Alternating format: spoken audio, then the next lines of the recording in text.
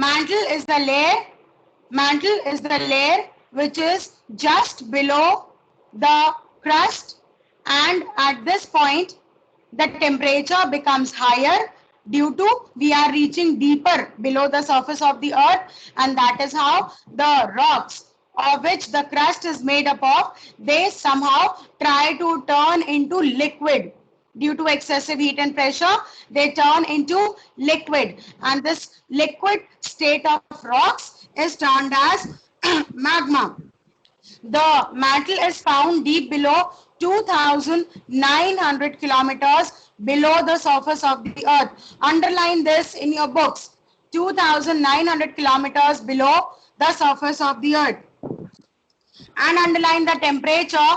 The temperature in the mantle layer can rise up to as high as 3,600 degrees Celsius. It can rise from 1100 to 3,600 degrees Celsius. Underline these two terms.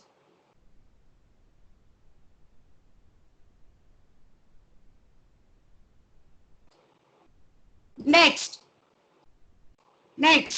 the third layer is core. Now, when we talk about the core layer, it is the strongest or the hardest layer. As you can see in figure 2.1, we are talking about the innermost layer, and this could be also divided into two parts. That is the outer core and the inner core. The outer core and the inner core, when we talk about, are the layers which is near the mantle is called the outer core, and the one which is in the innermost is called the inner core. The main elements are nickel and ferrous. That is, it is made up of nickel and iron. That is why this layer is also called Ni Fe. It is also called as Ni Fe. Nickel, Ni, and Fe is a symbol for iron. The chemical name for iron is ferrous, and that is why Fe stands for iron. Underline this in your books. The core layer is also called Ni, Ni for nickel, and Fe for iron. The temperature further rises as we go deeper into this, and it can rise to as much as 4,200 degrees Celsius. The next topic, rocks and minerals. Very quickly, let me tell this to you. Minerals are standalone compounds. They are naturally occurring in nature, and minerals have a definite chemical composition. They are standalone substances. They are naturally occurring in nature, and they are having a definite chemical formula. When we talk about rocks, a mixture of minerals is called a rock. A rock is a solid body or a solid structure which is made up of different combinations of minerals. So I hope you have understood what is rocks and what is minerals. Could you understand this? Yes, ma'am. Okay. Yes, ma'am. Put yourselves on mute. Thank you. Put yourselves on mute again. Fine. So rocks and minerals. Rocks are a mixture of minerals, whereas minerals are standalone, naturally occurring compounds. Minerals could be metallic and non-metallic also, like iron is a metallic mineral, whereas salt is a non-metallic mineral. Minerals could be in liquid state also, like mercury is a metal and it is available in liquid state.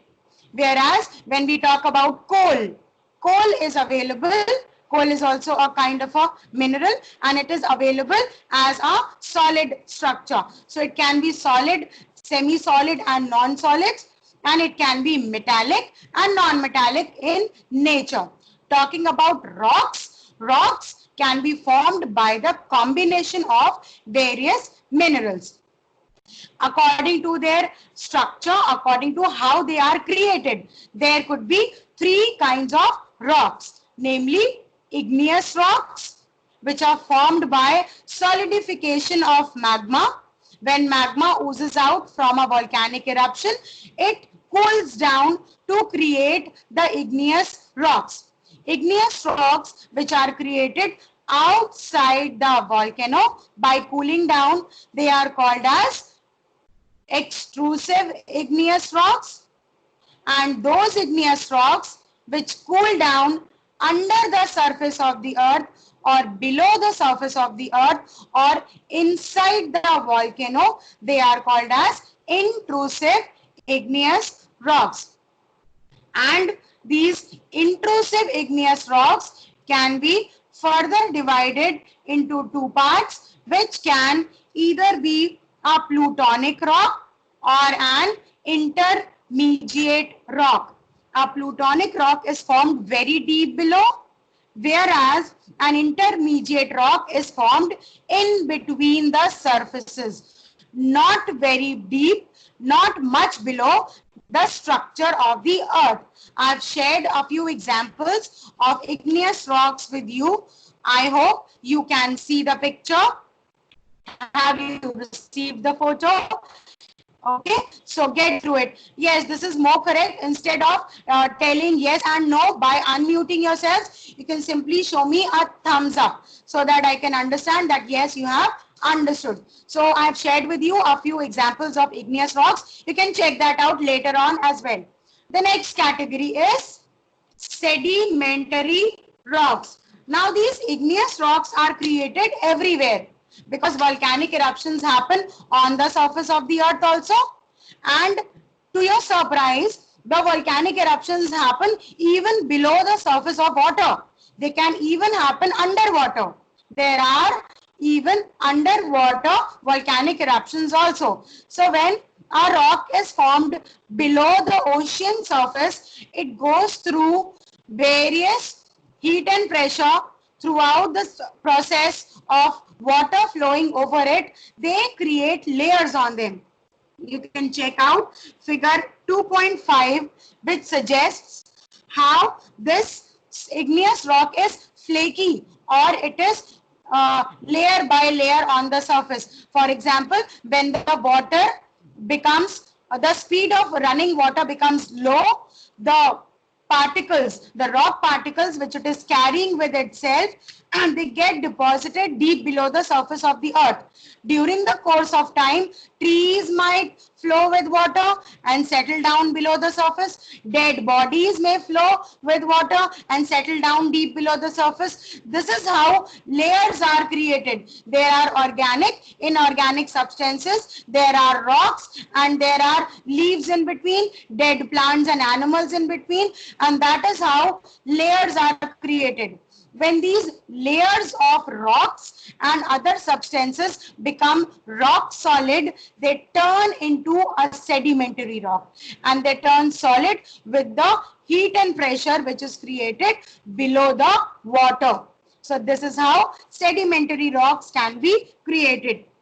For example, manganese, bauxite, sandstone, limestone are the examples of sedimentary rock, out of which limestone is very popular. We all have seen limestone, Chune ki Dheli. Have you all seen it? Have you all seen limestone?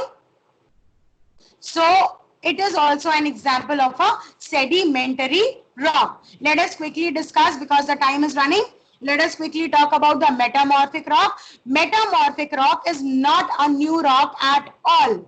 Let me tell you, metamorphic rock is not created from anywhere. We have studied two types of rocks by far, igneous and sedimentary. When these igneous and sedimentary rocks change their chemical properties, they turn into metamorphic rocks. So when a rock changes its chemical compositions, chemical properties, it turns into a metamorphic rock. When an igneous rock changes its property, or when a sedimentary rock changes its property, it turns into a metamorphic rock. The last topic here